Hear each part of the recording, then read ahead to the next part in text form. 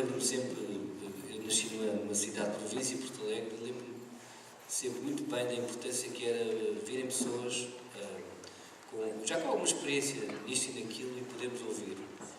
Espero que a nossa presença seja boa para vocês, para ter noção de como é importante não perdermos a noção de que a literatura, o bom cinema, a boa televisão são essenciais à construção não só da nossa vida, como da construção do nosso mundo, do nosso imaginário, como se costuma dizer, e também do progresso de um país. Aquilo que nos faz pessoas,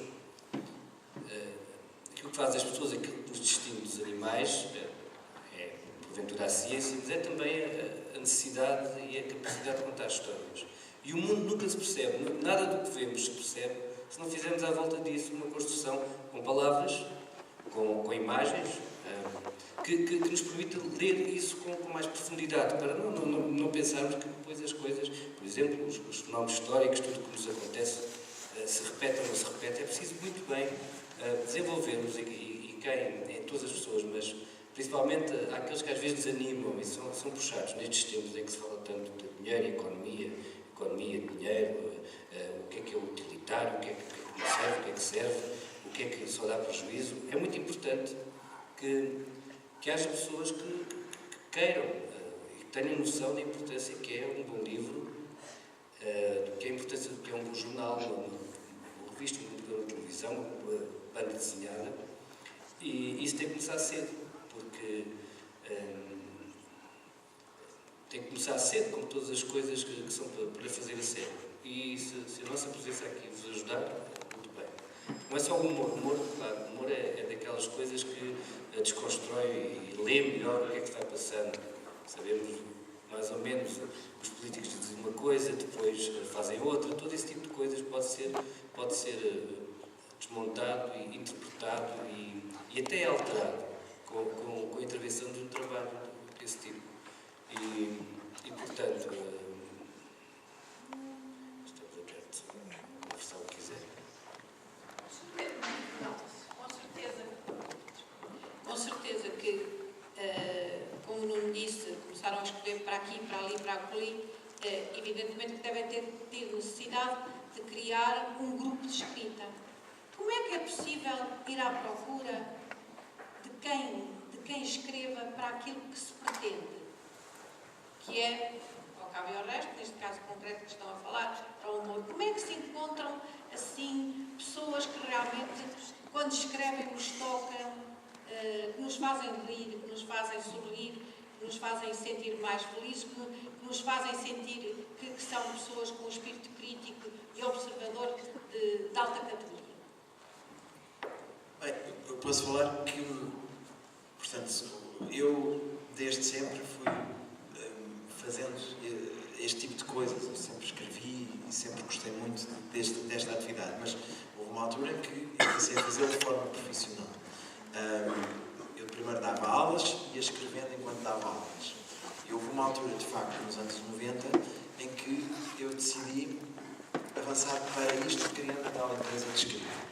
E as pessoas que eu me lembrei de buscar foram as pessoas que no meu percurso no liceu, na universidade, eu fui, que foram pessoas com quem eu fiquei amigo, mas a quem eu reconhecia os mesmos interesses e também talento de escrita. Foi o caso do Rui, quando se pôs a possibilidade de fazermos a tal empresa de escrita e de viver disso. Estávamos no início dos anos 90, eu tinha 20 e tal anos, quase 30, e lembrei-me do Rui, que eu conheci na faculdade, com quem tinha feito teatro, e pensei, o Rui é uma boa pessoa para vir escrever comigo. E começámos a escrever juntos. Lembrei-me de mais outra pessoa, o José de Pina, que eu tinha conhecido no meu bairro, morava à minha frente. E lembro-me das nossas conversas. E muitas vezes é assim, é como formar uma banda rock. De certa maneira, nós formámos não uma banda rock na altura, porque não era esse o objeto, mas o objetivo era, no caso, formar uma equipa de escrita. Mas, no fundo, é a mesma coisa. Durante muito tempo era como se tivéssemos uma banda. O outro, o Luís Miguel Viterbo, que era o outro elemento da formação inicial, tinha-o conhecido no Liceu Pedro Nunes, onde eu andava. E pronto, fomos nós os quatro que começámos essa empresa. Tivemos, de início, que bater a muitas portas, não era fácil. Mas aconteceu depois uma coisa que mudou tudo. Que foi, eu andei primeiro sozinho a mandar textos para as pessoas de quem eu gostava em Portugal, para ver se eles queriam que eu escrevesse para eles.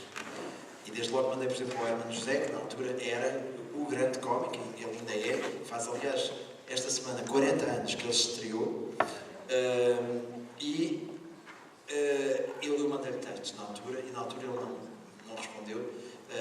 Depois vim a saber porquê. É porque ele recebia propostas todas as semanas de pessoas que queriam trabalhar com ele e não tinha tempo para ler. Mas passados uns tempos, e depois de muito insistir, eu consegui fazer chegar os meus textos à RTP. E houve uma pessoa que os leu, mas isto demorou um certo tempo. E essa pessoa passou a outra. E finalmente eu tive a minha primeira oportunidade para escrever para a televisão. E correu bem. E finalmente, o Herman, por acaso, viu esse programa e estava à procura de pessoas para escrever para ele. E passado uns anos todos, depois dele ter, digamos, ignorado os meus textos, passado para aí 6 anos, é ele que telefona a dizer: olha, vi o teu trabalho, gostei muito, gostava que escrevesses para mim. E a partir daí eu comecei a escrever para ele, primeiro sozinho, e começou a correr bem, e ele tinha muito trabalho, e então depois comecei a chamar o Rui para vir escrever comigo, e depois o Miguel Viterbo, e já não lembro uma vez, foi primeiro o Miguel, depois foste tu, depois foi o Pina, e começou a haver muito trabalho.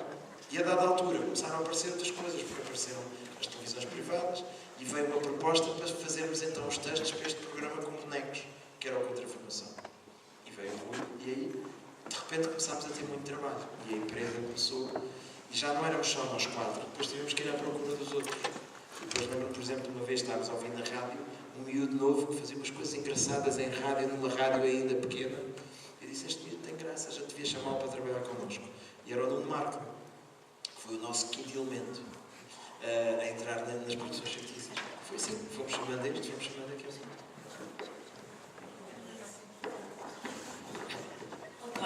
É um projeto muito curioso e que normalmente os meus alunos admiram imenso, é o Subway Live.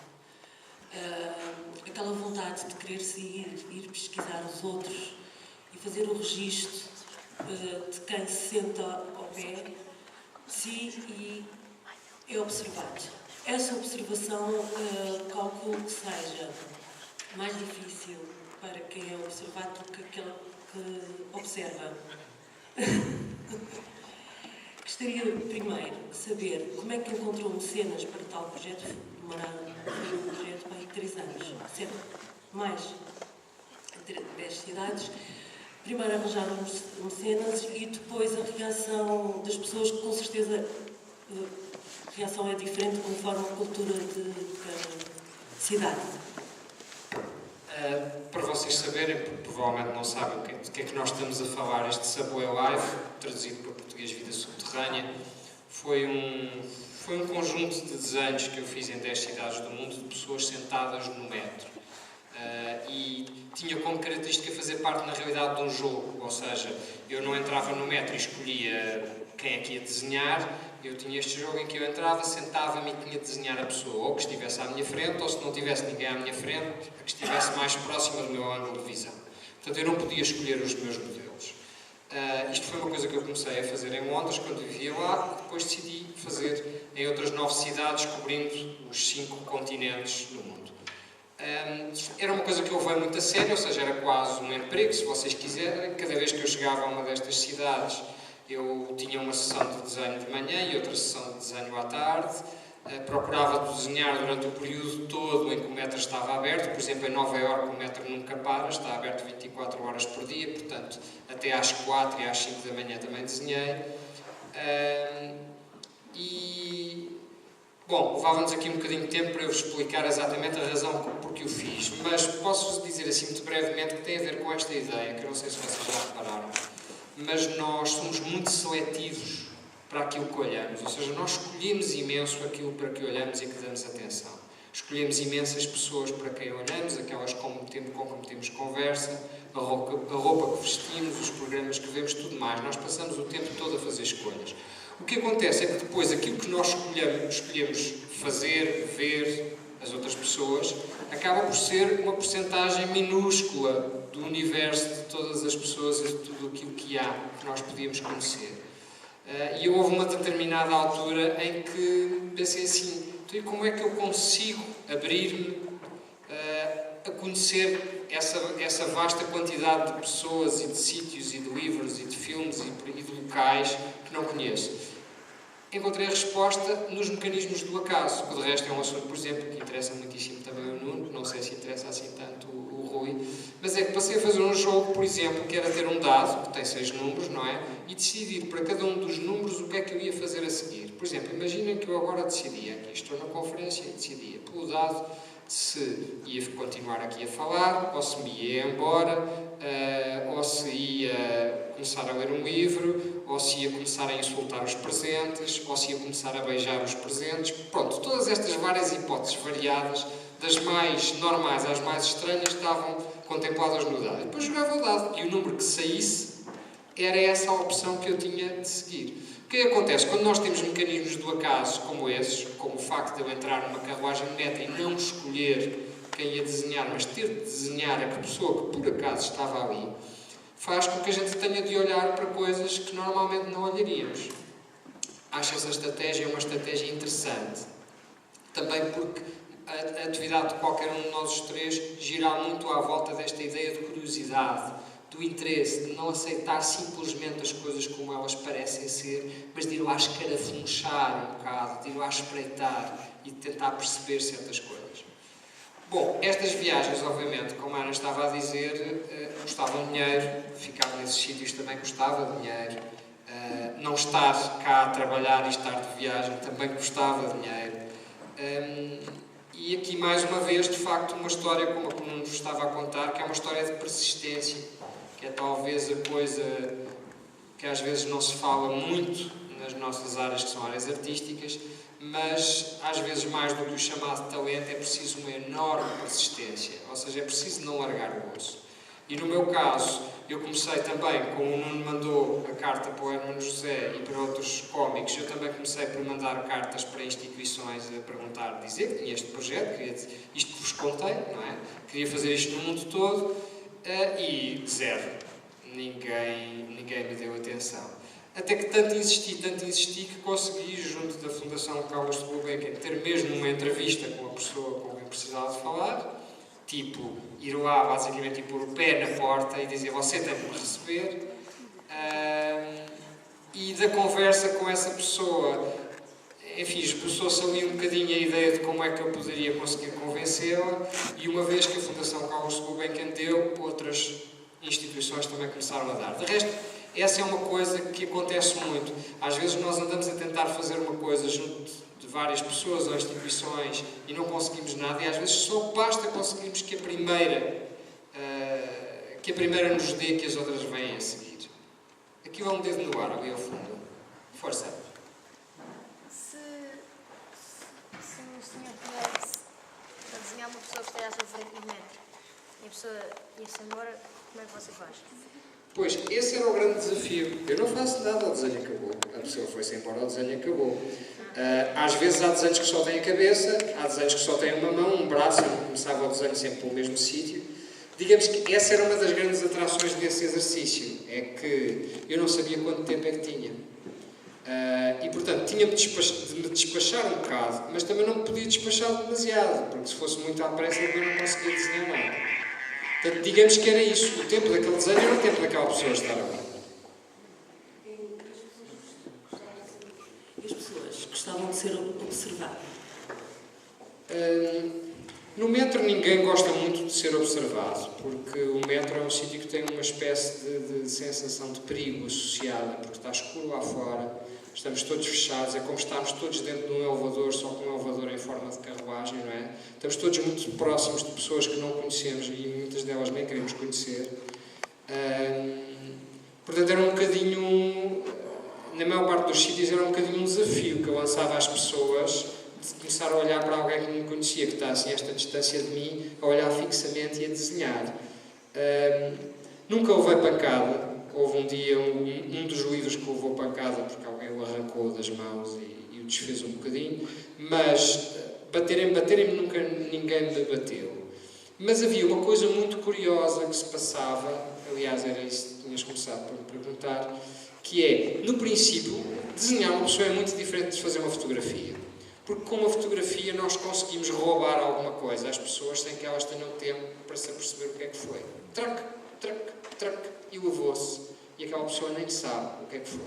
No desenho não, o desenho leva tempo. E não só leva tempo, como num sítio daqueles, àquela distância, quando eu começo a desenhar, eu sou o voyeur, sou eu que estou a observar aquela pessoa. Mas com o tempo do desenho, aquela pessoa primeiro começa assim a olhar e diz assim, espera lá, ela está a olhar para mim, está a olhar para mim, está a escrever, não está a desenhar, está-me a desenhar a mim.